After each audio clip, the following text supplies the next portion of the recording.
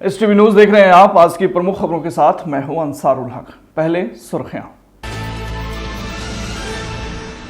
लोकसभा चुनाव के मद्देनजर मोतिहारी के एनडीए प्रत्याशी राधा मोहन सिंह ने आज अपना नामांकन पत्र किया दाखिल। श्री सिंह के नामांकन में पहुंचे प्रदेश के उप मुख्यमंत्री सम्राट चौधरी। बाहुबली आनंद मोहन की पत्नी सह शिवहर से एनडीए प्रत्याशी लवली आनंद ने भी अपना नामांकन पर्चा किया दाखिल। नामांकन के बाद विरोधियों पर खूब बरसी लवली आनंद।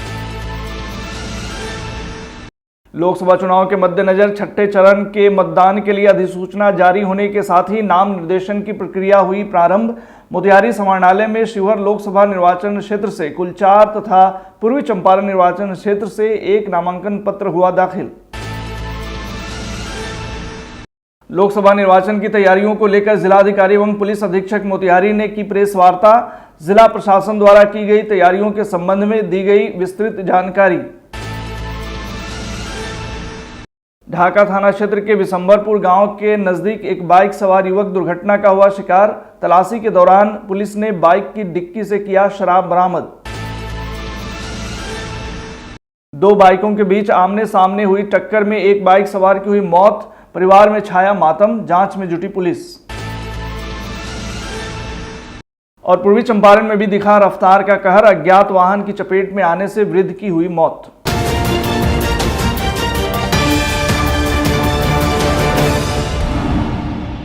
पूर्वी चंपारण लोकसभा क्षेत्र से बीजेपी के उम्मीदवार सह पूर्व केंद्रीय मंत्री राधा मोहन सिंह ने आज अपना नामांकन पत्र दाखिल किया। आपको बता दें कि यह 10वीं बार है जब उन्होंने लोकसभा के लिए अपना नामांकन पत्र दाखिल किया है। मोतिहारी समाहरणालय में उन्होंने अपना नामांकन निर्वाची पदाधिकारी मुकेश सिन्हा के समक्ष दाखिल किया। राधा मोहन सिंह के नामांकन के दिन आज मोतिहारी चरखा पार्क से जुलूस निकाला गया। इस दौरान काफी संख्या में उनके समर्थक साथ चलते देखे गए। कड़ी धूप के बीच श्री सिंह का काफिला हॉस्पिटल रोड होते हुए समाहरणालय पहुंचा। इस दौरान रास्ते भर उनके समर्थकों द्वारा उन्हें फूल मालाओं से स्वागत किया गया।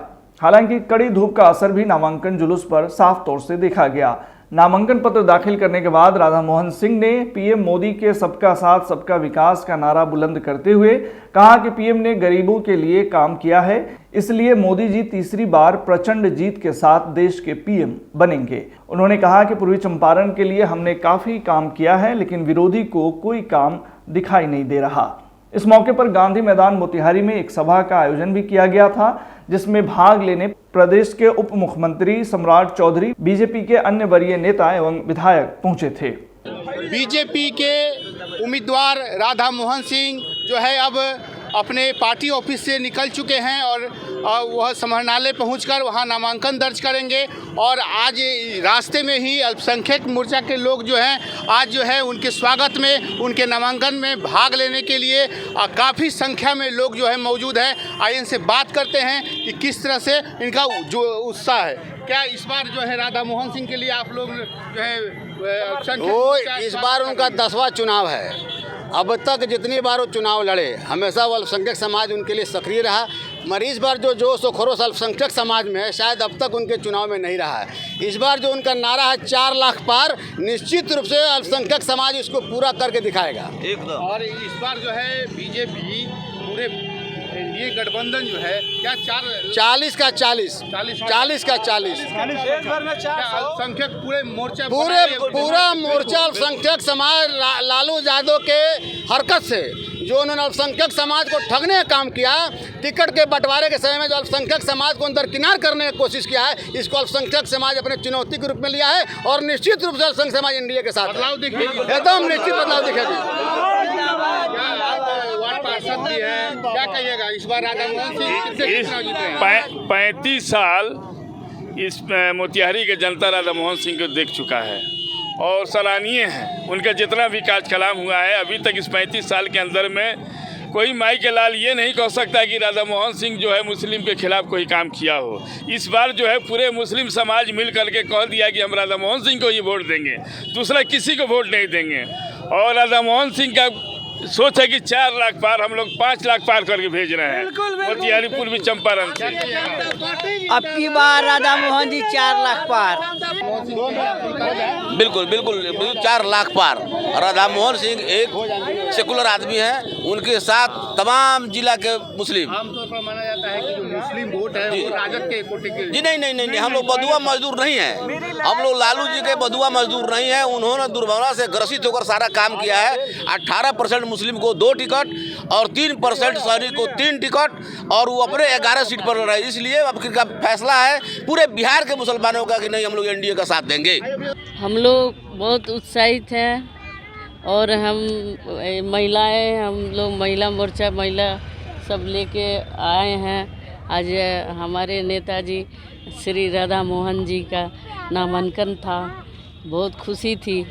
सब महिलाएं आई हैं और बहुत उत्साहित हैं। एनडीए सरकार भी सब 400 पार। आज पूरे देश नहीं दुनिया नरेंद्र मोदी पर विश्वास करता है, इसलिए कि लोगों के भरोसा पर खरा उतरते हैं इसलिए। लेकिन मुकेश जी कभी भी पहले लोकसभा टिकट मिला, सैनी समाज को उससे कोई मतलब नहीं रहा। 11 टिकट मिला, उसमें भी कोई भागीदारी नहीं रहा। बीच में उपचुनाव हुआ, उसमें भी निषाद समाज का कोई भागीदारी न। अभी 3 टिकट मिला, उसमें भी कोई भागीदारी नहीं। तो फिर सहनी समाज, निषाद समाज क्यों उन पर भरोसा करे? काफ़ी उत्साह में दिख रहे हैं अल्पसंख्यक मोर्चा के लोग। अब जो है नामांकन का जो है अब धीरे धीरे जो है नामांकन के लिए राधा मोहन सिंह आगे आ रहे हैं और स्वागत के लिए अल्पसंख्यक मोर्चा के लोग यहाँ खड़े हैं। बिहार में लोकसभा चुनाव को लेकर सियासी पारा लगातार चढ़ रहा है। गौरतलब है कि प्रदेश में पहले 2 चरणों का चुनाव संपन्न हो चुका है, जबकि तीसरे चरण और चौथे चरण के लिए नामांकन की प्रक्रिया खत्म हो चुकी है। वहीं अब 5वें और 6ठे चरण के लिए नामांकन की प्रक्रिया जारी है। चुनाव आयोग ने आज से 6ठे चरण के मतदान के लिए अधिसूचना जारी कर दिया है। इस कड़ी में आज पहले दिन ही बिहार के सबसे हॉट सीटों में से एक शिवहर संसदीय सीट के लिए बाहुबली पूर्व सांसद आनंद मोहन की पत्नी और पूर्व सांसद लवली आनंद ने अपना नामांकन पत्र मोतिहारी जिलाधिकारी सह शिवहर के निर्वाची पदाधिकारी सौरव जोरवाल के समक्ष दाखिल किया। मौके पर पत्रकारों को संबोधित करते हुए लवली आनंद ने कहा कि आज मैंने शिवहर संसदीय क्षेत्र से नामांकन कर दिया है। जो लोग भी आनंद मोहन को बाहुबली बोलते हैं, मैं उन्हें बता दूं कि वो एक बाहुबली नहीं बल्कि एक कलम वाले हैं। वो एक कवि हैं, साहित्यकार हैं और स्वतंत्रता सेनानी परिवार से हैं और हमारे परिवार ने आज़ादी की लड़ाई में कई कुर्बानियां दी हैं। उन्होंने कहा कि इस बार हम लोग बिहार की सभी 40 सीटें जीतने जा रहे हैं और मोदी जी को एक बार फिर से प्रधानमंत्री बनाने जा रहे हैं। तो आज तो नामांकन हो गया, आप लोगों की शुभकामना से सब कुछ अच्छा हुआ है। आगे हमें भरोसा विश्वास है कि इस बार 40 का 40 सीट आएगा, जिसमें शिवहर भी रहेगा, मोतिहारी है, सबका सब सीट आएगा। तो ये निश्चित रूप से लोगों ने मन बना चुका है। कोई चुनौती भी है क्या? कोई चुनौती नहीं है, यहाँ जनता ने मन बना चुका है। मोदी जी को बनाना है प्रधानमंत्री तीसरे बार और उनके नेतृत्व में देश काफी आगे कर लीजिएगा तो क्या होगा? तो जनता ने मन बना लिया। जात पात धर्म मजहब से ऊपर उठ के लोग साथ दे रहे हैं हमें। मोदी जी कह रहे हैं कि बिहार पर विशेष नजर है और बिहार की 40 सीट हम लोग जीतने का काम करेंगे। निश्चित रूप से 40 का 40 सीट हम लोग जीतेंगे। लोकसभा चुनाव के मद्देनजर 6ठे चरण के मतदान के लिए अधिसूचना जारी होने के साथ ही नाम निर्देशन की प्रक्रिया प्रारंभ हो गई। नाम निर्देशन के पहले दिन शिवहर लोकसभा निर्वाचन क्षेत्र से कुल 4 तथा पूर्वी चंपारण निर्वाचन क्षेत्र से 1 नामांकन पत्र दाखिल किया गया।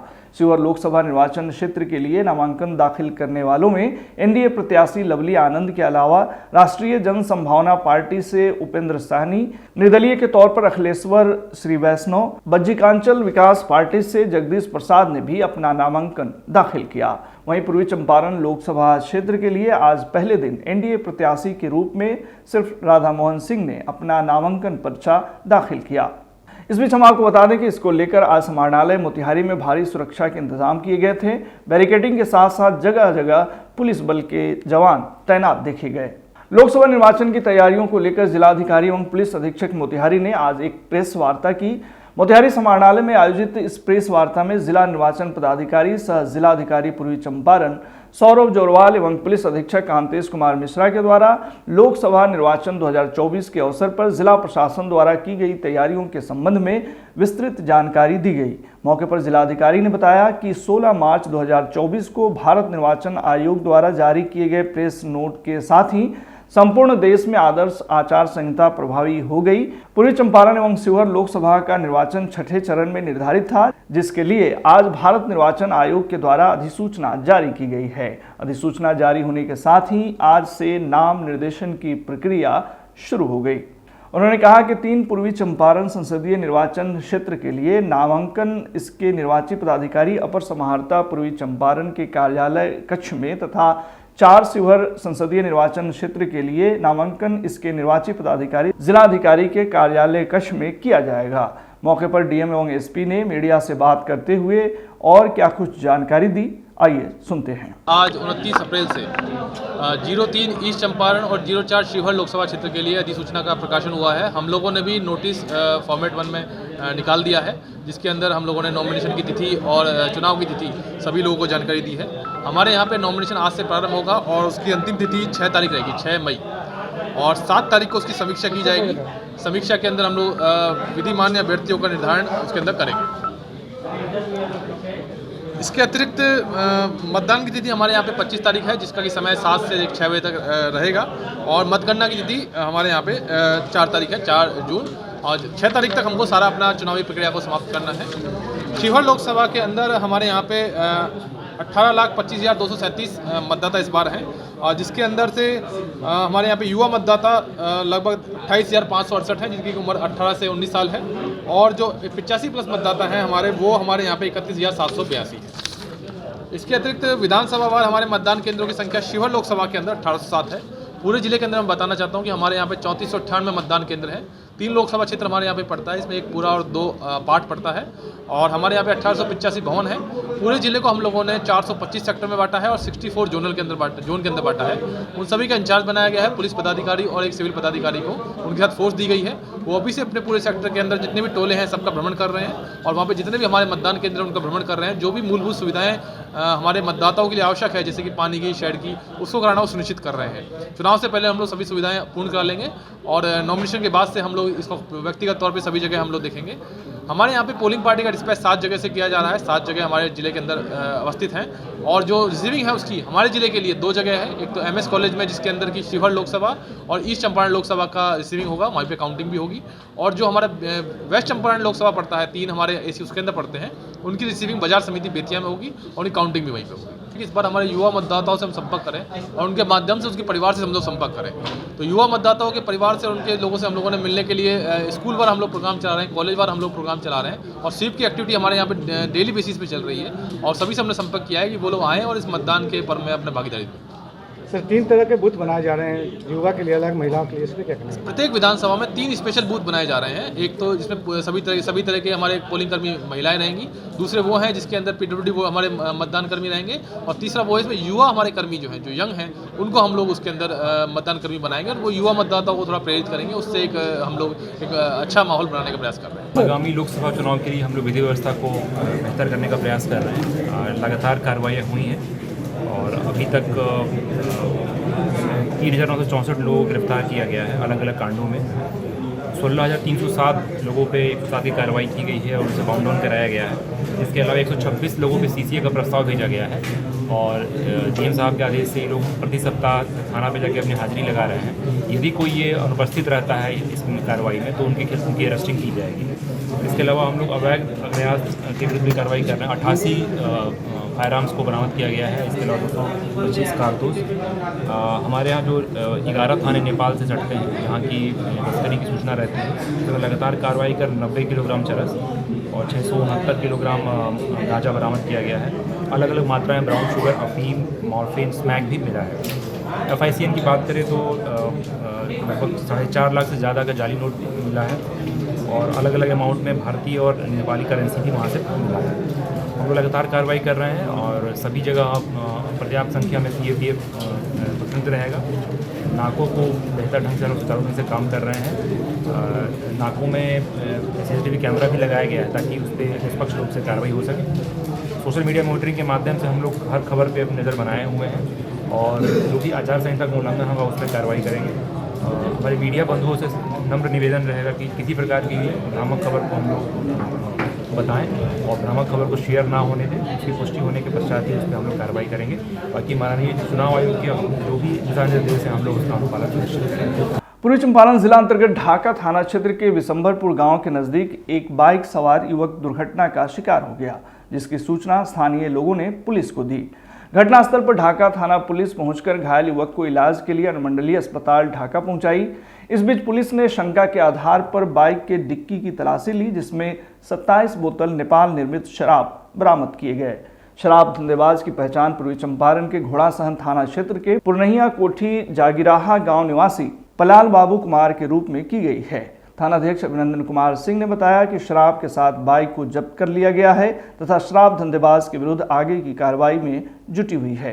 उधर पश्चिमी चंपारण जिला अंतर्गत सिकटा थाना क्षेत्र के बरदही चौक के समीप दो बाइक सवारों के बीच आमने सामने की हुई टक्कर में एक बाइक सवार की घटनास्थल पर ही मौत हो जाने की खबर है। वहीं दूसरा गंभीर रूप से घायल हो गया, जिसको ग्रामीणों द्वारा आनन फानन में सिकटा PHC में लाया गया, जिसे बेहतर उपचार के लिए डॉक्टर ब्रिज किशोर प्रसाद के द्वारा GMCH बेतिया भेज दिया गया। वहीं घटना की सूचना मिलते ही परिजनों में कोहराम मच गया। सिकटा थाना प्रभारी राज रोशन ने बताया कि मृतक की पहचान 19 वर्षीय झुनू कुमार पिता विलास महतो ग्राम धर्मपुर के रूप में हुई है। बताया जा रहा है कि एक बाइक सवार सिकटा से बेतिया जा रहा था और दूसरा बेतिया से सिकटा की ओर आ रहा था। तभी दोनों की आमने सामने की जोरदार टक्कर हो गई। पुलिस मामले की जांच में जुट गई है। बरदही नहर चौक से बलथर जाने वाली रोड पे है ना, ओरिया नदी पुल के पास ये दो मोटरसाइकिलों में मतलब कि टक्कर हो गई। कितनी मौत हुई? उसमें एक मौत हुई है और वो हॉस्पिटल जाते वक्त हुई है ना। कहाँ का रहने वाला है? रहने वाला तो धर्मपुर का बताया जा रहा है। इधर मोतिहारी में भी एक बार फिर रफ्तार का कहर देखने को मिला है। मामला संग्रामपुर थाना क्षेत्र के मंगलापुर की है, जहां अज्ञात वाहन की ठोकर से घायल वृद्ध की इलाज के दौरान मौत हो गई। मौत के बाद घर में कोहराम मच गया। सूचना पर पहुंची पुलिस शव को कब्जे में लेकर पोस्टमार्टम के लिए भेजकर कार्रवाई में जुटी है। मृतक की पहचान संग्रामपुर थाना क्षेत्र के मंगलापुर के 65 वर्षीय रामजस मुखिया के रूप में हुई है। मामले को लेकर संग्रामपुर प्रखंड के समाजसेवी सह युवा राजद के प्रखंड अध्यक्ष संतोष ओझा ने बताया कि मृतक घर से शौच के लिए जा रहे थे। इसी बीच अज्ञात वाहन ने उन्हें ठोकर मार दी, जिससे वह गंभीर रूप से घायल होकर सड़क किनारे पड़े हुए थे। सूचना मिलने के बाद हम लोग आनन फानन में ग्रामीणों की सहायता से संग्रामपुर PHC ले गए, लेकिन डॉक्टरों ने बेहतर इलाज के लिए मोतिहारी रेफर कर दिया, जिसके बाद मोतिहारी के एक निजी अस्पताल में इलाज के दौरान उनकी मौत हो गई। एक्सीडेंट से हुआ है इनका, रामजस मुखिया नाम है इनका, मंगलापुर घर है। कब घटना हुआ? आज 5:30 में। इसको कहाँ भर्ती कराया गया? वहाँ से तो लेकर हम लोग संग्रामपुर हॉस्पिटल में गए, फिर वहाँ से रेफर किए तो यहाँ सदर में लेकर आए। ठीक, उसके बाद मनी में लेकर दिखाया, लेकिन डेथ कर चुके हैं। वो वाहन का पता चला कि नहीं कौन गाड़ी था? जी, गाड़ी का पता चला कि नहीं कौन गाड़ी? गाड़ी का पता नहीं चला, तो मार कर भाग गया। क्या नाम है इनका? था उसका। इनका नाम क्या है? रामजस मुखिया।